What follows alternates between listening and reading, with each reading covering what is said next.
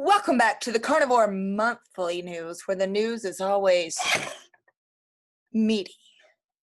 I'm your host, Kelly Hogan. This week, the carnivore community decided to take a unified stance on juice, fruit juice, which is interesting since it's literally the least carnivore thing I can imagine. But it's always good to make things crystal clear, folks. So in case anyone was confused, when we say eat meat, drink water, we literally mean water, not fruit juice.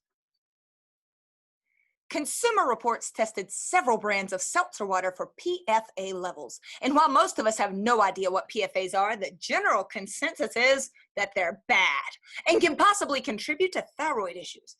And no, it's not the same thing as PUFAs. Trust me, I Googled it. Topo Chico and Polar brands were found to have the worst levels of PFAs. This is crushing news for many of us seltzer lovers. Add it to the list of things that 2020 has taken from us. The brands that rated the lowest and best in PFAs were San Pellegrino, Perrier, and LaCroix. So if it sounds French, is hard to pronounce and costs twice as much, it's probably your best option. Bottoms up. Linda the Carnitarian shared that she doesn't always eat ribeyes every day and showed us some of her more boring go-to meals like ground beef. They don't always make it onto her Instagram feed. She reminded us that life isn't always as picture perfect as we make it look on social media. And she coined the phrase, it's not always ribeyes and butterflies. And now Maroon 5 has been stuck in my head since Monday. Thanks, Linda.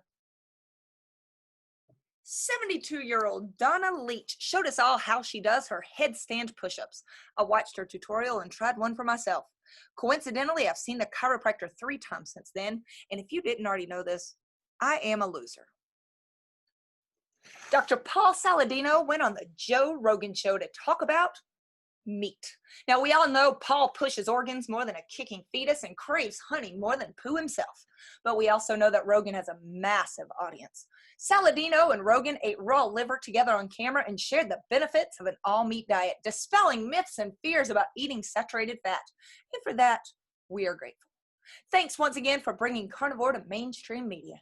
However, Dr. Baker mentioned me by name when he went on Rogan, so his episode is still my favorite. But good job anyway, Saladino. Meet another carnivore named Donna. Carnivore Donna began an all-meat diet in January of this year. While the world was basically falling apart and drowning their sorrows in alcohol and donuts, Donna has lost 72 pounds eating meat, and she's feeling fantastic. She's adorable and supportive of other carnivores. She's also gotten relief from diverticulitis, joint pain, canker sores, and even PMS pain.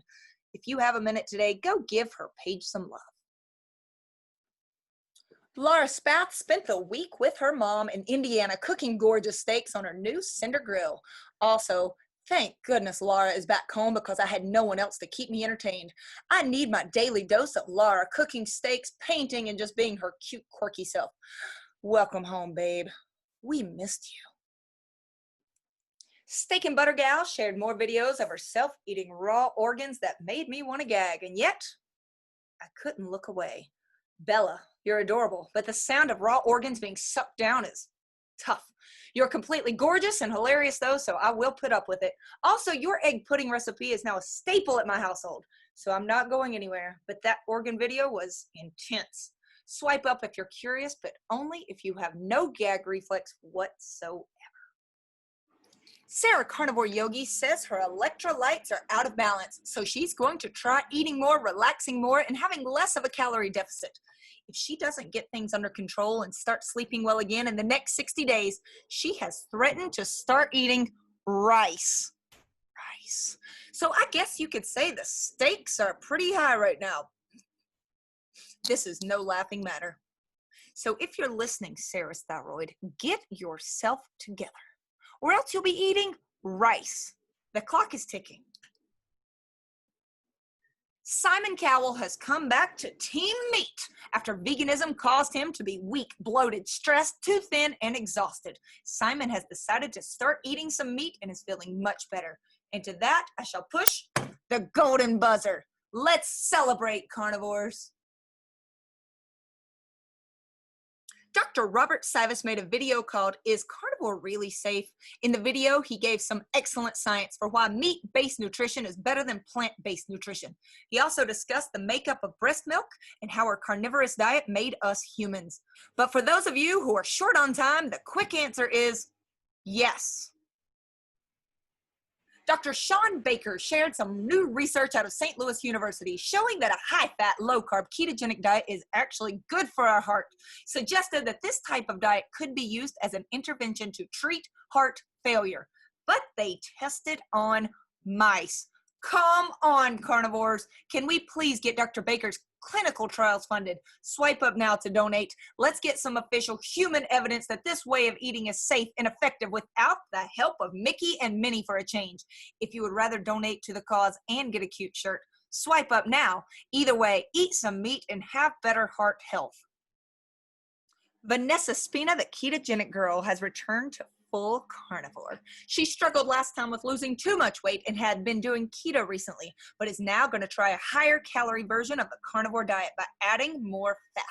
She said that the salads were making her bloated, and girl, we feel you. We've all been there. Vanessa, you're charming and gorgeous, and we're thrilled to see you feeling better as you pedal your bike across Prague and cook up a liver pate. You're looking fabulous, darling. And that's it for this episode of the Carnivore News. Thank you for joining me. I'm your host, Kelly Hogan, and as always, I'll remind you to eat the meat, save the humans. Good night.